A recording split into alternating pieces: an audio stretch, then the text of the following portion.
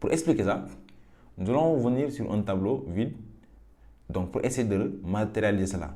D'abord, j'ai créé un tableau vide, hein, et rien dessus. Maintenant, ce que moi je vais faire, je vais essayer de regarder cette interface. Et c'est cette interface-là que je dois essayer de traduire en design, en maquette, en prototype, en wireframe. Ensuite, je dois prendre ce wireframe-là et le transformer en code. C'est principalement ce que moi je veux faire. Maintenant, qu'est-ce que je vois? C'est ça la question. Quel est le composant qui est là? Quel est le composant qui n'est pas là? D'abord, je vois quelque chose ici qui est en haut. Je vois trois parties. Je vois une partie, deux parties, trois parties. Mais la première partie est assez séparée de ces deux parties-là. Donc en design, il y a ce qu'on appelle l'architecture de l'information. Donc d'après cette architecture-là, cet espacement, je me rends compte qu'entre note et cette liste d'éléments, il y a un petit espace comparé à ce qui est là. Donc ce qui me pousse à dire que ce n'est pas la même chose. Donc je vais séparer ça à part et ces deux-là, je vais les regrouper. C'est ce que moi je vois. Donc, mais ce que je vois, ce n'est pas nécessairement ce que vous allez voir. Chacun a sa perception des choses. C'est ce que aussi vous devez comprendre. Maintenant, moi, je vois un header, je vois un formulaire, je vois un conteneur de liste. Et dans le conteneur de liste, je vois un texte et un bouton. Et je vois aussi une liste de conteneurs. Donc, ce qui veut dire que ce conteneur-là a un composant et a une liste de composants qui est là. D'accord? C'est ce que moi je vois. Et c'est ce que moi je vais essayer de représenter à travers ici. Donc d'abord, je vais voir quoi? Je vais écrire un header. J'ai un header, c'est ce que moi je vois. Moi je vois un header ici. C'est ce que moi je vois. Ensuite, je vois un texte. Ce texte-là, c'est notre hack. Et je vais centrer ce texte-là ici. Après avoir centré ce texte, je retourne dans le header. Je vois des cercles dans le header. Donc, on va essayer de représenter ces cercles-là, même si ce n'est pas 6 cercles, comme sur le design, on va juste essayer de matérialiser ça. Ensuite, il y a le deuxième qui est là. Ensuite, il y a le troisième qui est là. Donc, on a terminé avec notre header. Ensuite, ce que moi je vois un formulaire.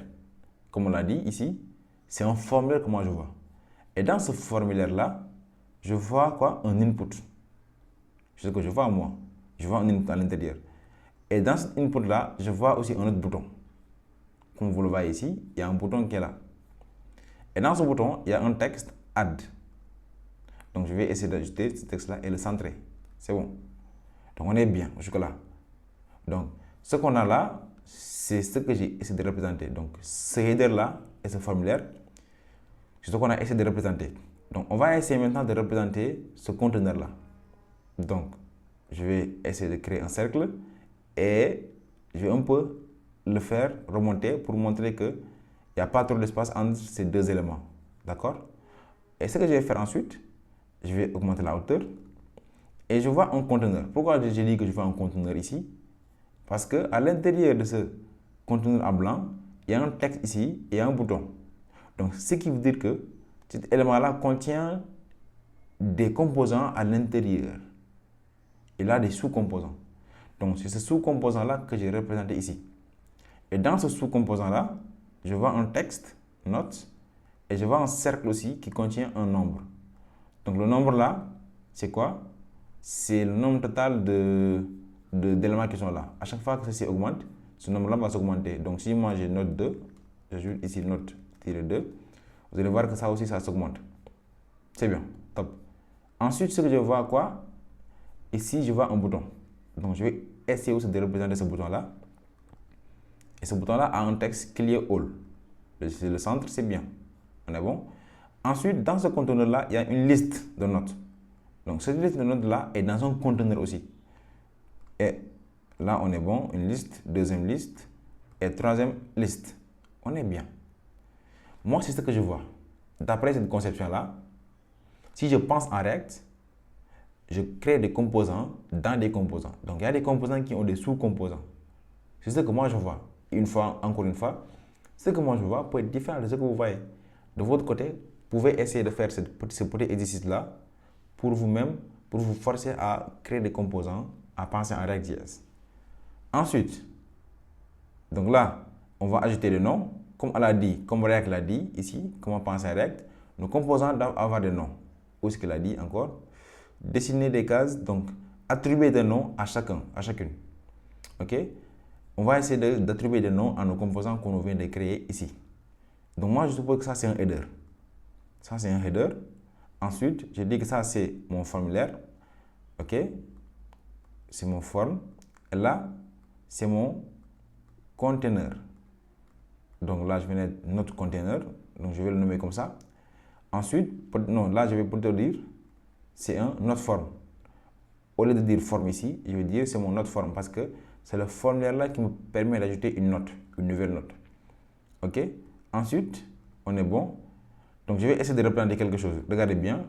Si je me rends compte, si je remets ici, je vois qu'il y a un espace assez remarquable entre ce header-là et ce formulaire.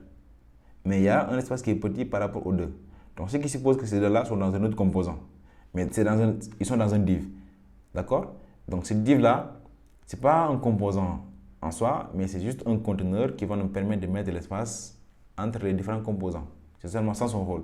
Donc, on ne va pas créer un composant pour ça, c'est juste un div. Mais on va essayer de représenter ça comme ça. Comme ça. Voilà. Donc, on va dire que ces éléments-là sont dans un div. Et ce div-là, c'est lui qui va se charger de mettre de l'espace entre le header et les autres parties. Maintenant, on va essayer de mettre des couleurs pour un peu voir les éléments. Donc, on va mettre des couleurs pour mieux voir ce qu'on est en train de faire. OK. C'est bien. Donc, vous voyez que maintenant, on a quelque chose de très clair. C'est-à-dire que d'après cette interface-là, si je regarde bien et si je pense en React, j'ai créé des composants dans des composants. Le fait de créer des composants dans des composants, c'est ce qu'on appelle la notion de composition.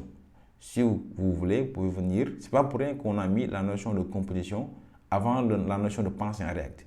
Si vous comprenez bien la notion de composition, vous allez savoir comment est-ce que vous pouvez faire, ou bien vous pouvez comprendre maintenant comment est-ce que moi je peux penser en React.js. Donc, je vais essayer de revenir ici. Donc, je vais ajouter une couleur de fond pour qu'on puisse comprendre réellement ce qu'on a fait. Donc, jusque-là, on a essayé de réfléchir sur comment est-ce que moi je dois penser en React. C'est-à-dire, à quel moment je dois créer un composant, qu'est-ce que je dois créer en tant que composant, comment est-ce que je dois séparer mon interface en termes de composants. C'est ce qu'on a essayé de matérialiser ici à travers cet exemple-là. Donc, on a pris ce design, on a regardé le design, on l'a compris et on a essayé de représenter ça. Et ce que vous voyez là, c'est ce qu'on va essayer de représenter dans notre code. Donc, on se rend compte qu'il y a un header, un autre form, il y a un autre container. Dans le autre container, il contient encore des entêtes ici qui, lui, a une note, le nombre total d'éléments dans la liste container, list items, et il y a le bouton qui est all. Et en bas de cela, on a une liste de notes. Mais cette liste de notes-là est dans un autre composant. Ce composant-là, on va plus tard l'appeler notes list pour dire que c'est la liste des notes. Maintenant, ce composant list note contient ce qu'on appelle list item, des notes item. Donc, vous voyez qu'on a essayé de représenter ça de cette façon-là. Donc, voici comment est-ce que vous pouvez penser en React.js. Voici la façon la plus simple qui vous permettra de penser en React.js. Donc, c'est un exercice qui est assez passionnant. Je vous invite à le faire de votre côté pour comprendre le principe de composition et le principe de comment est-ce que moi je dois penser en React.js. Rendez-vous lors de la prochaine vidéo où on va essayer d'intégrer en fait ce que nous avons essayé de matérialiser à travers ce tableau. Je vous donne rendez-vous à la prochaine vidéo. Peace.